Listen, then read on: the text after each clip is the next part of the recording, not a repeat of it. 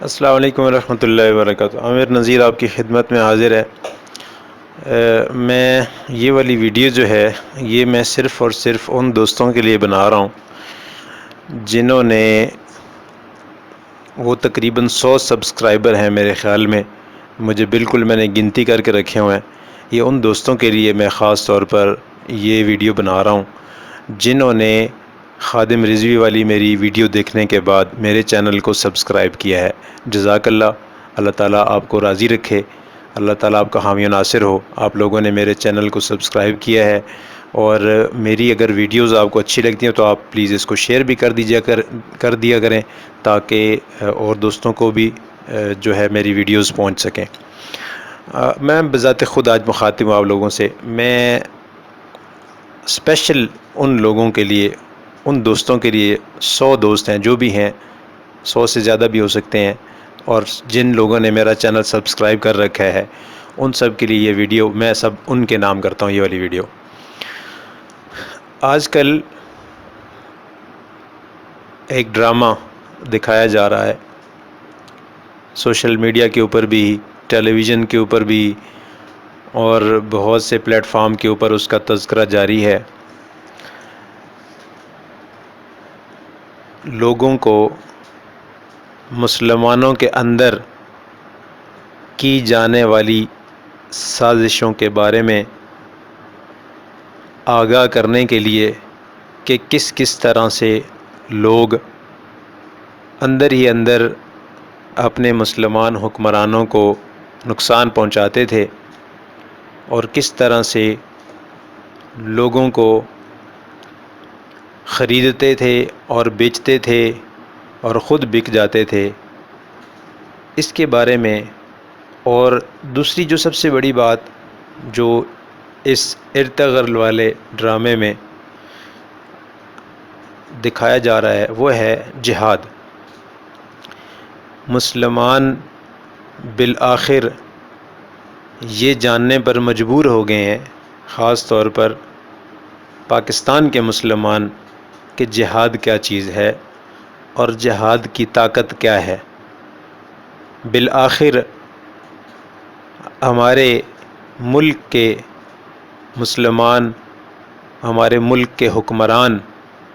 خان صاحب، عمران خان صاحب بھی یہ بات کہنے پر مجبور ہو گئے ہیں کہ انسانیت کی بقا اور فلاح یہ صرف اور صرف مسلمانوں کی وجہ سے ہے۔ اگر مسلمان اس دنیا میں ہیں تو باقی دنیا بھی قائم ہے، اور جس دن یہ مسلمان اس دنیا میں نہیں ہوگا، کلمہ گو نہیں ہوگا، اللہ تعالیٰ اس دنیا کی بساط کو لپیٹ دے گا۔ دو چار باتیں میں اپنی حکومت کے حوالے سے کرنا چاہوں گا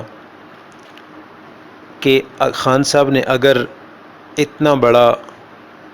یہ بیان دیا ہے کہ ارطغرل غازی کا ڈرامہ دیکھا جائے، تو خان صاحب پلیز آپ اس کے اندر جو جہاد کی روحانیت ہے، جس کی وجہ سے یہ ڈرامہ بنایا گیا ہے، اور جس چیز کو مسلمانوں کے اندر بیدار کرنے کی ضرورت ہے، اس کی روحانیت کو بھی سمجھنے کی ذرا تھوڑا تکلیف کریں، اس کی روحانیت کو بھی سمجھیں۔ جہاد مسلمان کی شان ہے، امت مسلمہ کا بہت بڑا ہتھیار ہے، اور جہاد کے بغیر اس وقت پوری دنیا کے اندر مسلمان ذلیل ہو رہے ہیں۔ دنیا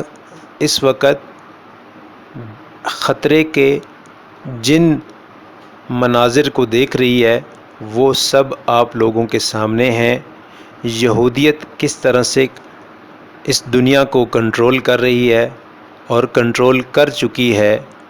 ان کی مٹھی میں جو ریموٹ کنٹرول ہے اس کے اندر بٹن موجود ہیں کہ کون سے بٹن کو دبا کر کس چینل کو لگا کر دیکھنا ہے اور کس چینل پر کام کرنا ہے، وہ ان کے سب کنٹرول میں آ چکا ہے۔ انہوں نے ہماری افواج، ہماری نہیں پوری دنیا کی افواج پوری دنیا کی فوجی طاقتیں جن کو انہوں نے نام دے رکھا ہے یونائٹڈ نیشنز کا اور UNO کا، یونائٹڈ نیشنز آرگنائزیشن کی ایک باقاعدہ انہوں نے فورس بنا رکھی ہے، ہماری پاک فوج کا کچھ حصہ بھی اس کا حصہ ہے۔ تو یہ فوجیں بنانے کا مقصد ان کا صرف اور صرف ایک ہے، جو ابھی آپ جس کا مشاہدہ کر چکے ہیں کہ یہ کمیونٹی کو کنٹرول کرنے کے لیے ہے، آبادیوں کو کنٹرول کرنے کے لیے، آبادیوں کے اندر اٹھنے والی آواز کو دبانے کے لیے یہ فوجیں فورسز بنائی گئی ہیں۔ یہ کوئی ملک کے دفاع کے لیے نہیں ہے، کوئی ملکی سالمیت کے لیے نہیں، کوئی اسلام کے دفاع کے لیے نہیں ہے۔ پاک فوج سمیت دنیا کی جتنی بھی فوجیں ہیں، مجھے بتائیں کون سی فوج ایسی ہے جس نے اپنے ملک کے دفاع کے لیے دنیا کی آنکھوں میں آنکھیں ڈالی ہوں، سوائے اس کے کہ جب وہ یونائٹڈ نیشنز کے اندر ہیں تو پھر وہ جا کر کے وہاں لڑتے ہیں، شام کے اندر بھی لڑتے ہیں، وہاں جا کے لڑتے ہیں افغانستان کے اندر امریکہ کی حمایت میں، یا لڑتے ہیں چچنیا کے اندر امریکہ کی حمایت میں۔ کوئی ایسا مسلمان ملک بتائیں جس کی اپنی فوج نے اپنے ملک کے دفاع کے لیے دوسرے ملک کی آنکھوں میں آنکھیں ڈالی ہوں یا یہودیت کا سامنا کیا ہو۔ بات میں کر رہا تھا ارطغرل غازی کی۔ ارطغرل غازی یہ خلافت عثمانیہ کے بانی ہیں۔ ان کی پیدائش جو ہے وہ 1188 عیسوی میں ہوئی تھی اور وفات جو ان کی ہے وہ 1280 میں جا کر 90 سال کی عمر میں، غالباً 88 ایئرز کی انہوں نے عمر پائی ہے۔ تو کچھ کتابیں 1281 میں ان کی وفات بتاتی ہیں۔ ان کے 3 بیٹے تھے، ایک کا نام تھا گوہر، ایک کا نام تھا شہریار اور ایک کا نام تھا عثمان۔ یہ جو عثمان ہے آپ کا بیٹا، اس نے اپنے والد کی وفات کے 10 سال کے بعد، والد جب فوت ہوئے 1281 میں یا 1280 میں، اس کے 10 سال کے بعد اس نے خلافت بنائی جس کو خلافت عثمانیہ کہا جاتا ہے، اور ارطغرل کے اسی بیٹے عثمان کے نام سے ہی خلافت کا نام خلافت عثمانیہ رکھا گیا۔ لیکن خلافت کی بنیاد جو ہے وہ ارطغرل خود رکھ کر گئے تھے، وہ رحمۃ اللہ علیہ وہ خود رکھ کر گئے تھے۔ اس کے بعد اسی خلافت کو انہوں نے آگے چلایا، اور یہ 1291 عیسوی سے لے کر 1924 تک، یہ ڈیٹس یاد رکھیے گا، یہ 1924 تک غالباً 600 سال تک ان ترکوں کی تلواروں نے امت مسلمہ کا دفاع کیا ہے۔ پوری امت مسلمہ کا دفاع ہر محاذ پر، ہر ملک میں جب بھی مسلمانوں کو جس جگہ پر بھی ضرورت پڑتی تھی، یہ ترک جو ہیں وہ مسلمانوں کے دفاع کے لیے حاضر ہوتے تھے۔ اب مجھے بتائیں کہ اس وقت مسلمانوں کے پاس، مسلمان سارے ملکوں کو ملا لیں، پاکستان کو ملا لیں، ان کے پاس کوئی فوج ایسی ہے، ان کے پاس کوئی اپنی فوج ہے کہ کسی ملک میں اگر مسلمانوں کے خلاف کوئی ظلم ہو رہا ہو تو اس پر، اس کے سد باب کے لیے، ان مسلمانوں کی جو ہے بازیابی کے لیے یا ان کے دفاع کے لیے یا ان کی حفاظت کے لیے، ان کی عزت و ناموس کے لیے کون سے ملک نے ایسی فوج بنائی ہے جو چاہ کر وہاں مسلمانوں کی حفاظت کرے؟ بجائے اس کے یہ فوج بھیجنا تو بہت دور کی بات ہے، ہمارے ملک کے نہیں، بہت سارے مسلمان ملکوں کے چیف، جو آرمی چیف جو ہوتے ہیں، ان کی زبان پر ایک جملہ تک نہیں نکلتا، ایک جملہ تک ان کی زبان سے نہیں نکلتا کہ یہ مسلمانوں کے ساتھ ظلم ہو رہا ہے، ہمارے مسلمانوں کی یہ دل آزاری ہے، یہ بند کیا جائے۔ دنیا کے کسی پلیٹ فارم کے اوپر احتجاج بھی نہیں کرتے یہ لوگ، یہ اتنے ظالم لوگ ہیں۔ اب ارطغرل غازی کے بارے میں میں تھوڑا سا ان کے خاندانی جو بیک گراؤنڈ ہے اس کے بارے میں تھوڑا سا وضاحت کر دوں کہ یہ لوگ وسطی ایشیا سے یہاں آئے تھے، وسطی ایشیا مین کہ یہ جو پاکستان، یہ جو افغانستان اور ایران، مطلب یہ اسی کو وسطی ایشیا کہا جاتا ہے، سینٹرل ایشیا جس کو آپ لوگ کہتے ہیں، ٹھیک ہے۔ یہیں سے یہ لوگ پہلے جو ہیں یہ ایران گئے تھے، ایران سے پھر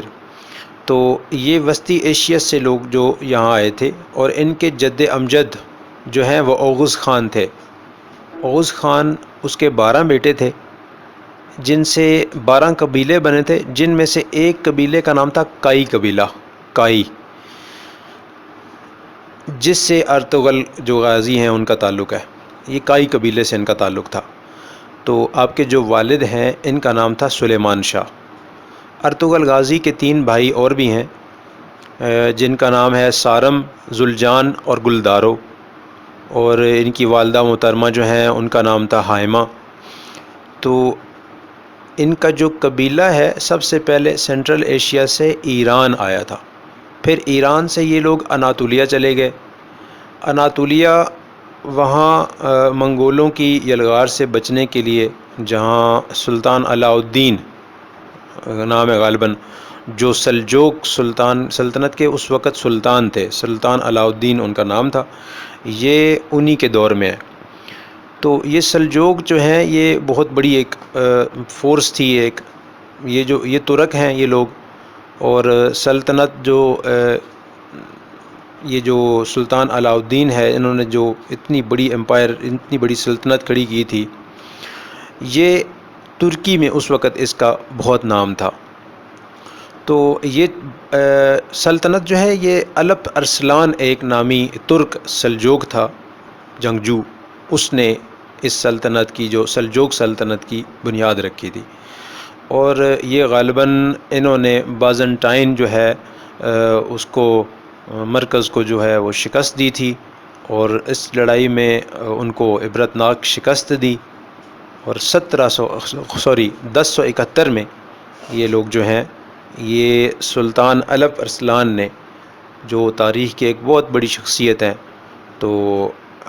جو ہے انہوں نے سلطنت رکھی۔ اسی سلطنت کے آگے جا کر جو سلطان بنے تھے وہ سلطان علاء الدین تھے،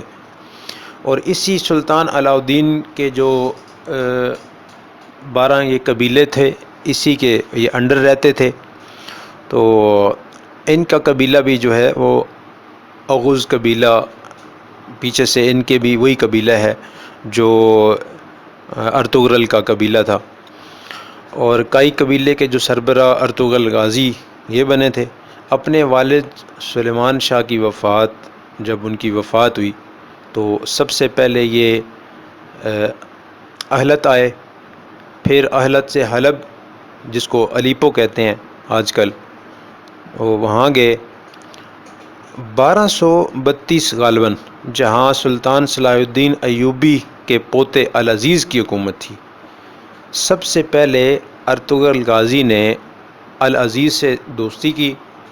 سلطان علاء الدین کی بھانجی حلیمہ جو تھیں، وہ سلطان سے شادی، جس سے آپ کے 3 بیٹے ہوئے، آپ نے ایوبیوں اور سلجوکیوں کی دوستی کروائی۔ یعنی یہ سلجوکیوں اور ایوبیوں میں دوستی کا صلہ پھر یہ ملا کہ صلیبوں کو، جو ایک بہت بڑا قلعہ تھا، اس کو فتح کرنے کے لیے، جو حلب کے بالکل قریب تھا، سلطان علاء الدین یہ ارطغرل یہ آپس میں بہت بڑے اچھے دوست بن گئے۔ اس کے بعد منگولوں کی یلغار ہوئی تو ارطغرل غازی نے منگولوں کے ایک اہم لیڈر، اور جو نویان کو شکست دی، وہ منگول بادشاہ اوگتائی کا رائٹ ہینڈ تھا۔ اوگتائی چنگیز خان کا بیٹا تھا شاید، اور اس اوگتائی کا بیٹا جو تھا وہ ہلاکو خان تھا۔ یہ میں آپ کو بتاتا چلوں، یہ اوگتائی خان جو تھا چنگیز خان کا خود بیٹا تھا، اور اوگتائی کا بیٹا جو تھا وہ ہلاکو خان تھا،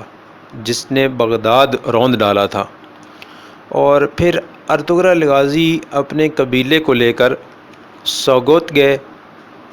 اور قسطنطنیہ کے قریب، پہلے وہاں بازنٹائن جس کو کہتے ہیں، اس کا ایک اہم قلعہ تھا، اس کا قلعے کا نام مجھے یاد نہیں ہے، اس کو فتح کیا تھا، اور وہاں پر جا کے انہوں نے سارے ترک قبیلوں کو اکٹھا کیا، بازنٹائن کے اندر۔ اب سلطان علاء الدین کی وفات ہو چکی تھی، اس کے بعد ارطغرل غازی جو تھے وہ سلطان بن گئے تھے، سلجوق ریاست کے بھی سلطان تھے اور اپنے اس قبیلے کے بھی سردار تھے، اور ان کی نسل سے سلطان محمد فاتح ان کی نسل سے تھے، جنہوں نے 1453 میں غالباً 1453 میں یا 1454-55 ادھر ہی کہیں جا کے قسطنطنیہ جو ہے وہ فتح کیا تھا۔ 1453 میں شاید قسطنطنیہ فتح ہوا تھا، جس پر نبی کریم صلی اللہ علیہ وسلم کی ایک پیشین گوئی پوری ہوئی تھی۔ تاریخ میں جو ارطغرل غازی جیسے جنگجو جو ہیں وہ بہت کم ملتے ہیں۔ حضور صلی اللہ علیہ وسلم نے قسطنطنیہ کے فتح ہونے کی پیشین گوئی کی تھی۔ اسلام میں جتنے جنگجو گزرے ہیں نا، جنہوں نے کچھ نہ کچھ کام کیا ہے، ان کے پیچھے کوئی نہ کوئی اللہ کی مدد یا اللہ کا کوئی ولی ضرور ہوتا ہے۔ میں نے تو یہ ڈرامہ ایک قسط 2-3 قسطیں صرف دیکھی ہیں، مجھے ٹائم نہیں ملا کہ میں اس کو دیکھ سکوں کہ اس میں کیا بتایا جا رہا ہے اور کیا نہیں ہے۔ میں نے ابھی پورا دیکھا نہیں ہے، مطلب اس کا پہلے سیزن کی 3 قسطیں بس میں نے دیکھی ہیں۔ اس میں مجھے کچھ وہ زیادہ کچھ وہ رول جو ہیں وہ مجھے اچھے نہیں لگ رہے، کیونکہ اس کے اندر وہ ہو سکتا ہے یہ پہلی 2-3 قسطوں میں آگے نہ ہو کہ وہ ایک خاتون ہے، اس کے ساتھ وہ ان کی محبت ہو رہی ہے اور اٹریکشن ایک دوسرے کے ساتھ، اور ان کے لیے پھر یہ بتایا یہ جا رہا ہے کہ اس ڈرامے کے اندر کہ یہ عورت کے پیچھے وہ اتنی جلدی پھر واپس آئے۔ غالباً ہو سکتا ہے میں غلط کہہ رہا ہوں، کیونکہ میں نے تو دیکھا پورا نہیں ہے۔ البتہ میں آپ کو یہ بات بتاتا چلوں کہ یہ جو ارطغرل شخصیت ہے، یہ ان کے دور میں